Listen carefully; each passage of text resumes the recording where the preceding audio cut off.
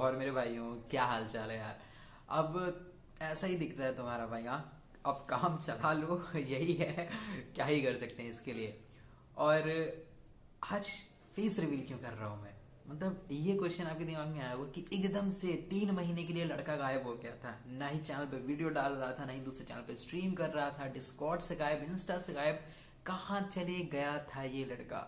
और अब आया है तो सीधा फेस रिवील कर रहा है।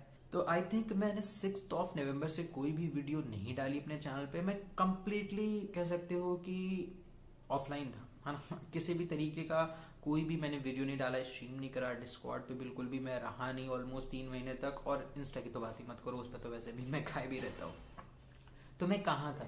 तो वो ये कि 6 नवंबर को आई थिंक मैंने जब वीडियो अपनी पूरी एडिट कर ली थी, तब मेरे पास एक कॉल आया। वो कॉल था मेरे एक फ्रेंड का।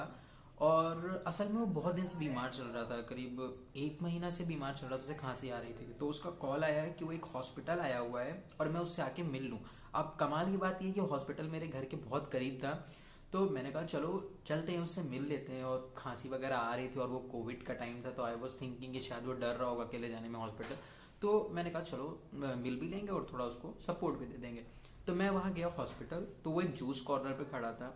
तो मैं गया, पहले हमने जूस पिया। देन उसके बाद मैं उससे कह रहा था कि चलो चलते हैं हॉस्पिटल, बट वो नहीं जा रहा था। फिर एकदम से 2 लोग आते हैं, पीछे से मुझे पकड़ते हैं और ले जाके सीधे जो पुलिस चौकी होती है हर चौराहे पे, वैसी एक चौकी थी जहां मेरे को ले जाके बैठा दिया।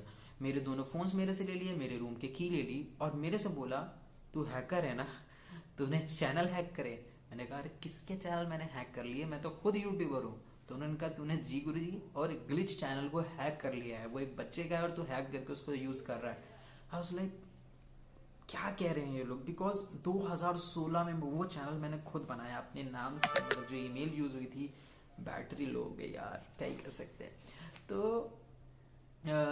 वो जो ईमेल यूज करी वो मेरे नाम से थी, सब कुछ मेरा था उसमें। और 2017 से मैं उसमें वीडियो डाल रहा था। ग्लिच मैंने खुद बनाया 2019 में। तो वो क्या कह रहे थे मुझे कुछ समझ में नहीं आ रहा था और मैं टोटल वहां पर ब्लैकआउट हो गया।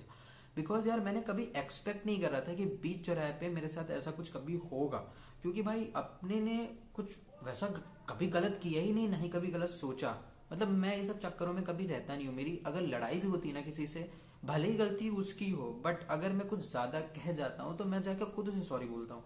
तो मेरा ये सब में बिल्कुल भी दिमाग नहीं चलता है। तो जैसे ही एकदम से उन्होंने बोला कि वो साइबर से हैं और तुमने हैक करा है चैनल और मेरे को पकड़ के बैठा लिया, आई वॉज कम्प्लीटली ब्लैकआउट। मुझे समझ में नहीं आ रहा था मैं क्या करूँ।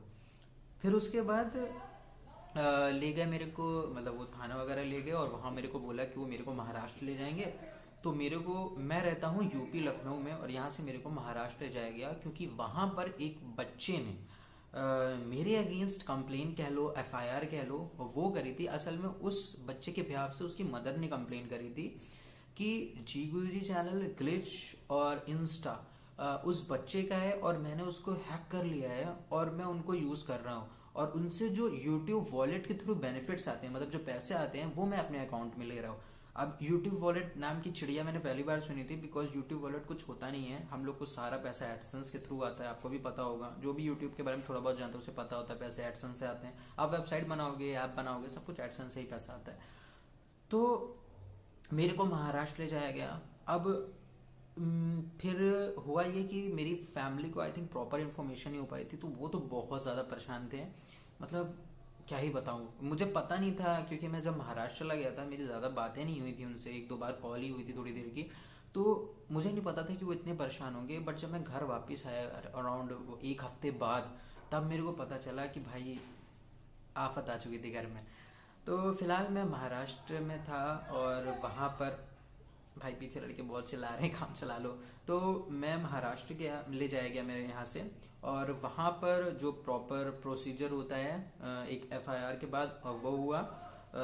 तो वहाँ पर मैंने ऑलमोस्ट सब कुछ सबको बता दिया, मतलब जितना भी प्रूफ मैं उनको दे सकता था, है ना, सब मैंने उनको दे दिया।